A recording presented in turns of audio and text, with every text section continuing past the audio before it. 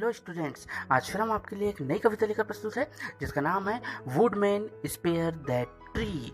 जी हाँ, ओ लकड़हारे उस पेड़ को छोड़ देना। आप देख सकते हो स्क्रीन पर यह जो पोयम हमें आपके सिलेबस में भी देखने को मिली है। कक्षा 9th के सिलेबस में ये पोयम है। इसे लिखा है जॉर्ज पॉप मॉरिस ने। जी हाँ, जॉर्ज पॉप मॉरिस इसके लेखक है जिन्होंने यह पोयम लिखी है।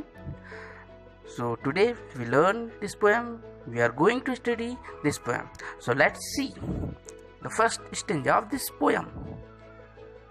Woodman spare that tree, touch not a single bug. In youth it sheltered me, and I will protect it now. यहाँ पर कवि जो है ये कहना चाह रहे हैं वुडमैन से, लकड़हारे से, स्पेयर द ट्री, उस पेड़ को छोड़ दो, touch not a single bug, एक भी डग मतलब शाखा उसकी, बग यानी शाखा, छूना नहीं। इन यूथ इट शेल्टर्ड मी, जब वो जवान था, यूथ था, उसे शेल्टर, उसे आश्रय दिया था, छाया दिया था इसी पेड़ ने। And I will protect it now, और अब मैं इसे प्रोटेक्ट करूँगा, सुरक्षित रखूँगा। अर्थात यहाँ पर अब कवि जो है उस पेड़ की रक्षा करना चाहता है। This was the first stanza and the next stanza we C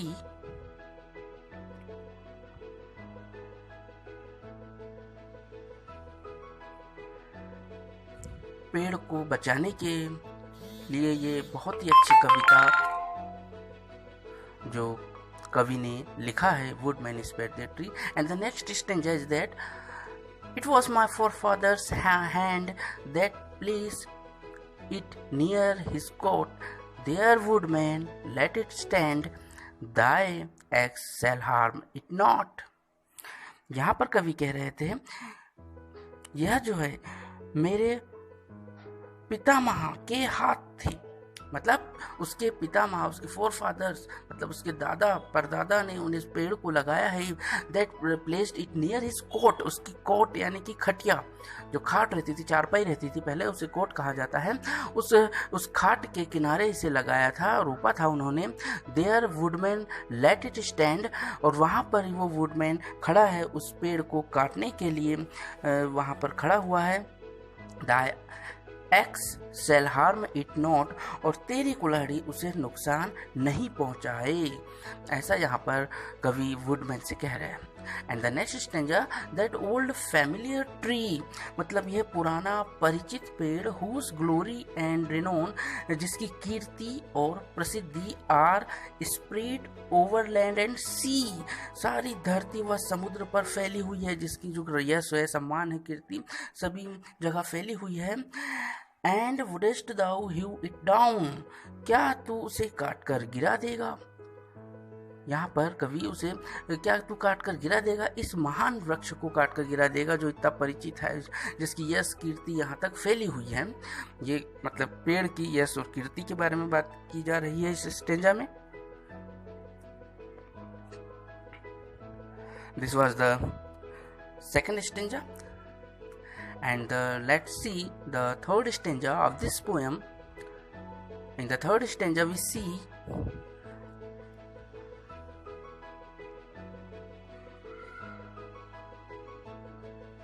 Woodman forbear thy stroke, लकड़हारे से ये बोल रहे हैं कि अपने प्रहार को रोक लो। Cut not its earth bound ties, उसके जमीन के बंधन को मत काटो। जो पेड़ जो है जमीन के बंधन से, जो उसकी जड़ है जो उससे जुड़ी हुई है। ओ स्पेयर दैट एज्ड ओक, उस बूढ़े बलूत को छोड़ दो मतलब उसे मत काटो, उस बूढ़े बलूत का पेड़ को, ओक ट्री यानी बलूत का पेड़। Now towering to the skies, जो आकाश को छू रहा है, आसमान की तरफ बढ़ते जा रहा है, उस पेड़ को छोड़ दो, अब उसे ना काटो। पोएट जो है उस पेड़ को ना काटने के लिए बार बार उस लकड़हारे से प्रार्थना कर रहा है विनम्रता पूर्वक। In the next stanza we see when but an idle boy, मतलब जब वह जो बॉय है ना, वही अब कवि की बात कर रहा है, वो अपनी खुद की, जब वो आइडल है ना आलसी, जब वो एक आलसी बॉय था, आई सॉट इट्स ग्रेटफुल सीड, वो जब आलसी बालक था, उसकी छाया जो थी, सुनहरी छाया में उसका मजा लिया था वहाँ पर, उस मतलब छाया मतलब आश्रय लिया था उसने उस पेड़ में। इन ऑल देयर गुशिंग जॉय, मतलब अपने उफनते हुए जॉय में आनंद वहाँ पर उसने उठाया था। Here too my sister played, यहाँ पर उसकी सिस्टर ने भी उसके साथ खेला था बचपन में, जब वो छोटे बच्चे थे उन लोग खेला करते थे। उनका जो जॉय है बहुत आनंद के साथ बीता था उस पेड़ की याद में, पेड़ में ही मतलब खेला करते थे, घुमा करते थे वो। And the next stranger he says my mother kissed me here, उसकी माँ ने वहाँ उसे चूमा था। My father pressed my hand, मेरे जो फादर है उसका हाथ वहाँ पर उन्होंने दबाया था। Forgive this foolish tear, उस आंसू को, वो फुलिश यानी कि फुलिश आंसुओं को वहाँ पर वो क्षमा करने के लिए भी बात करता है। But let that old oak stand, लेकिन उस बूढ़े बलूत को वहीं खड़े रहने दो, ऐसा वो उससे कहता है। क्षमा करने के लिए भी बोलता है, उसके आंसू के लिए वो उसे अश्रुपूर्वक उसे वो विनती करता है कि उस बूढ़े पेड़ को छोड़ दो। उसकी यादें बताता है, उसकी माँ, उसके फादर, उसके सिस्टर, वहाँ पेड़ के आसपास बिताए हुए पल वह याद करता है।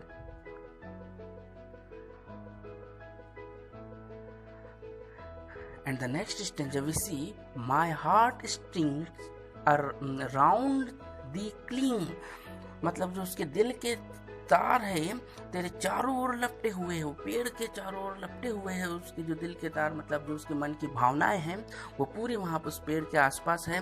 क्लोज अस दाय बार्क ओल्ड फ्रेंड, क्लोज अस दाय बार्क, बार्क यानी उसकी छाल, जैसे कि जो छाल रहती है पेड़ की, उसी तरीके से उसकी जो मन की जो जितनी भी तार है, मन के दिल के जो तार, उससे भावनाएं जितनी हुई है उसी छाल की तरह उस पेड़ से लगी हुई है। Here shall the wild bird sing, और जो पक्षी है, आवारा पक्षी वहाँ पर आते हैं, जंगली पक्षी वहाँ आते हैं। एंड स्टिल दाय ब्रांचेस बैंड, और उनके लिए तुम अपनी शाखाएं झुका लेना। पेड़ को कहता है कि अपनी शाखाएं झुका लेना, पक्षियों के आश्रय देना, सहारा देना और वहाँ पर रहना। कवि की भावनाएं पूरी तरीके से पेड़ में है। And the last next stanza we see that, and that is the last stanza, बूढ़े पेड़, जो पेड़ के बारे में बता रहे, बूढ़ा पेड़ है वो। द स्टॉर्म स्टिल ब्रेव, तूफान अभी भी तेजी पर है, कई तूफान वहाँ से गुजरे हैं मगर अभी भी वहाँ पर तूफान, बहादुरी की बात की जा रही, तूफान तेजी से है। एंड वुडमैन, और लकड़हारे, लीव द स्पॉट, उस जगह से चला जा, ऐसा वो कहते हैं वुडमैन को। While I have a hand to save, जब तक मेरे पास हाथ है इसे बचाने के लिए। कवि पूरी भरपूर कोशिश करता है उस पेड़ को बचाने के लिए, जिससे उसे बहुत सी यादें जुड़ी हुई है। Thy axe shall harm it not, तेरी कुल्हाड़ी इसे बिल्कुल भी नुकसान नहीं पहुंचा सकेगी, ऐसा वो उस लकड़हारे से विनती करता है, प्रार्थना करता है, उसे छोड़ने के लिए कहता है बार बार। उस पेड़ से बहुत सी यादें उस कवि की जुड़ी हुई है, उसे वो कटना हुआ नहीं देख सकता।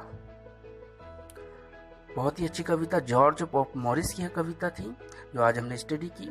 आगे भी कुछ इसी तरीके की कविताओं के साथ हम फिर प्रस्तुत होंगे। देखते रहिए Yakub Rai ji. Thanks for watching it. Have a great day.